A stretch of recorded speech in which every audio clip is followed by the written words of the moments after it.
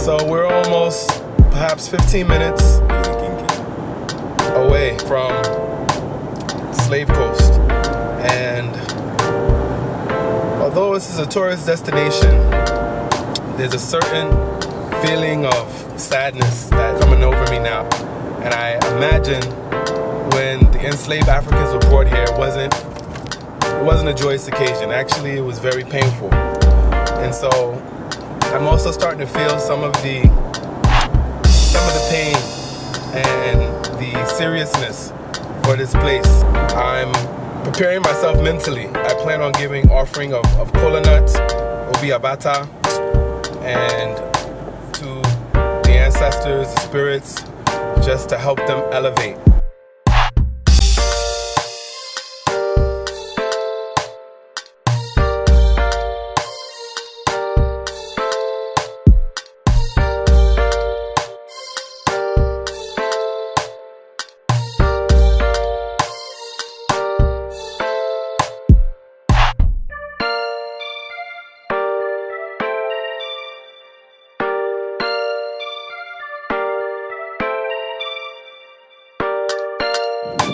Standing here in front of Elmina Slave Castle in Cape Coast, Ghana, and I'm about to go in. This is a very, very sacred and important site in Ghana history, as well as the history of Africans in the diaspora. It's this place where many Africans were taken enslaved and brought as a final departure location before they were taken to the Caribbean, South America, North America, and those various places. So I'm about to go in. It's a huge structure, and we'll see how it goes.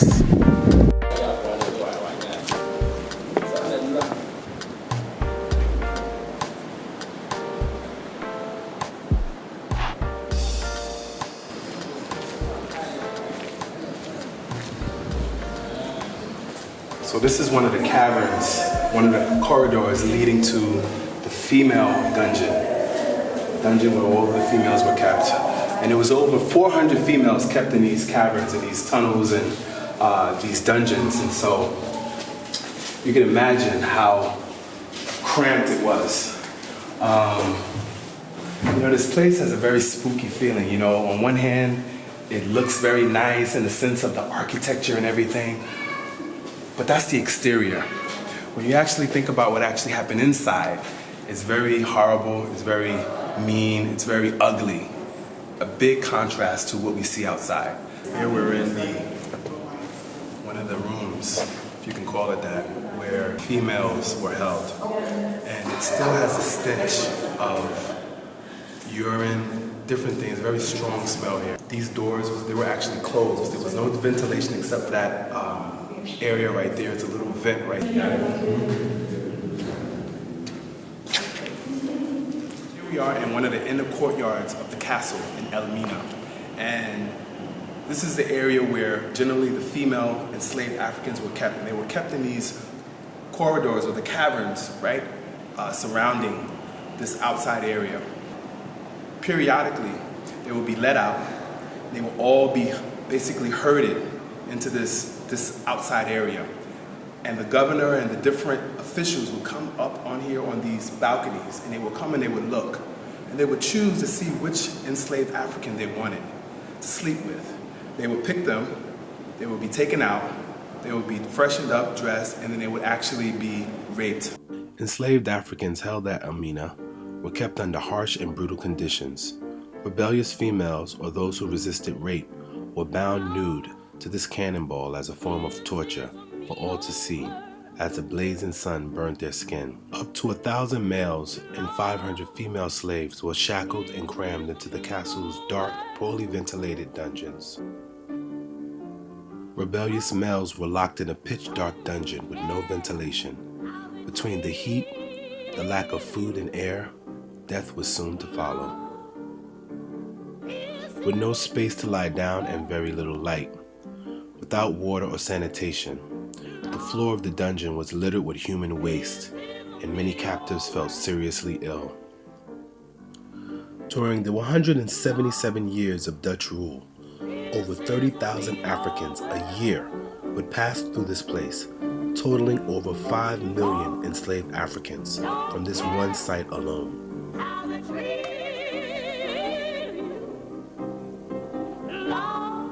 Elmina Castle was erected by the Portuguese in 1482.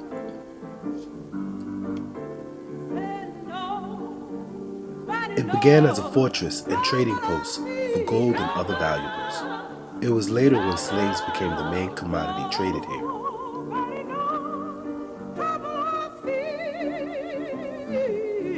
Currently, the castle is recognized by UNESCO as a World Heritage Site.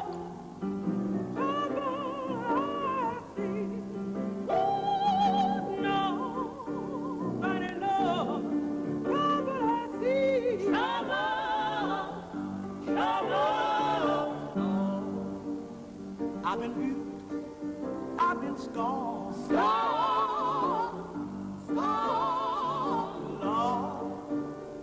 Unlike the slave dungeons, the areas where the officials stayed were bright, airy, and comfortable.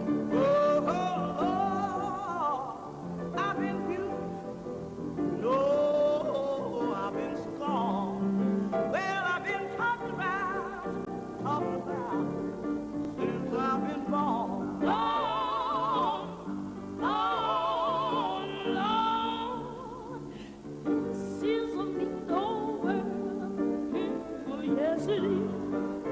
I tell you, Lord, this is a mean old world. You know that a folk, they don't care how to treat you. Oh, Lord, this is a mean old world.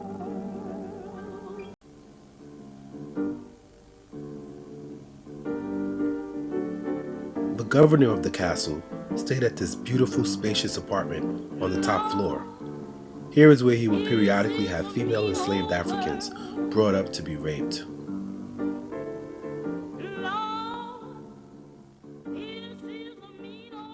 one of the final places that we're going to go is the area where enslaved Africans left this place, and it's the door of no return. So we're going to check that spot out now.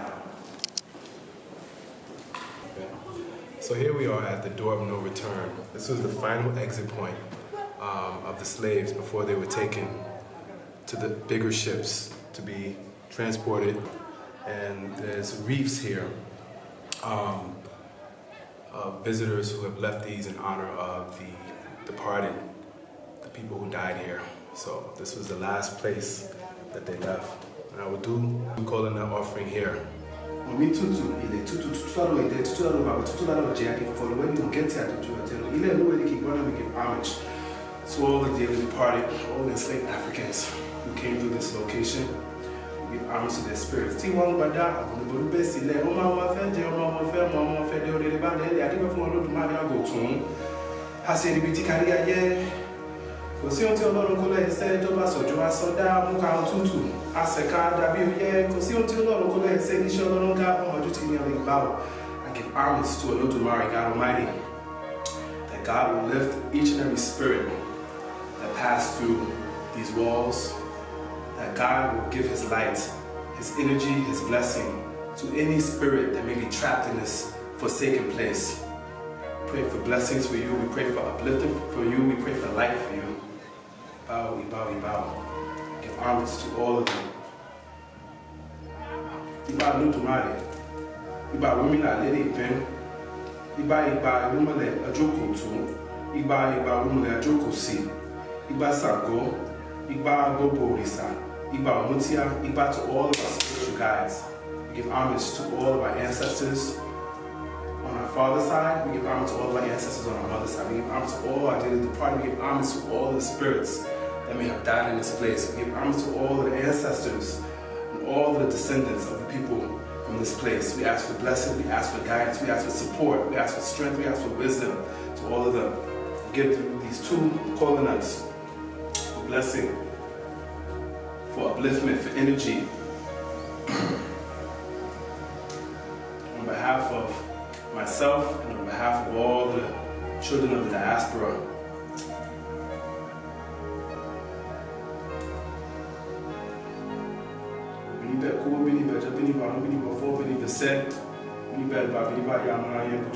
just obey to avert death. We just obey to avert sickness, negativity. Just calling up. Wow, wow.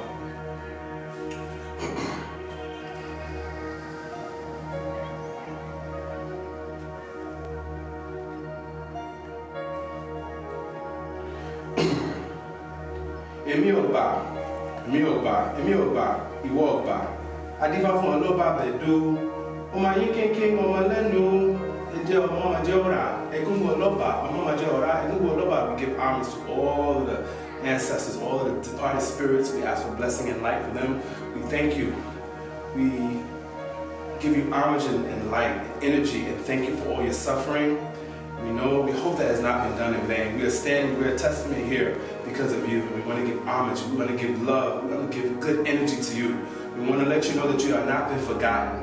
We want to let you know that your children are still alive. Your children are thriving. Your children are thinking about you. Your children are giving you offerings to send you strength. And we ask that you will in turn also give your children, your descendants, strength.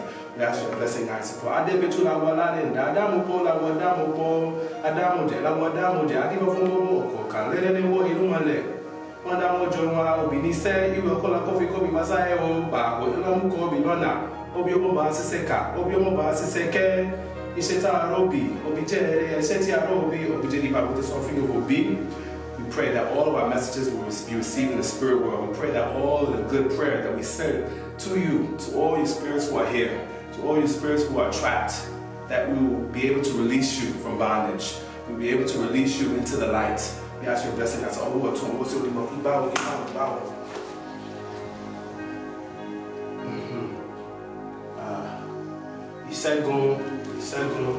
Isagon, victory over enemies. And get victory over enemies. So we have to crush. So we use this to crush. This will crush all enemies. All those who try to damage our children, hurt our children, enslave our children. We use this OB. We crush this OB. All of them. Wow. Isagon, which means victory over enemies. So the ancestors have given that as the message, which is so fitting for this place, which is the place of the enemy. And so they have given us victory over the enemy. So we'll leave that there.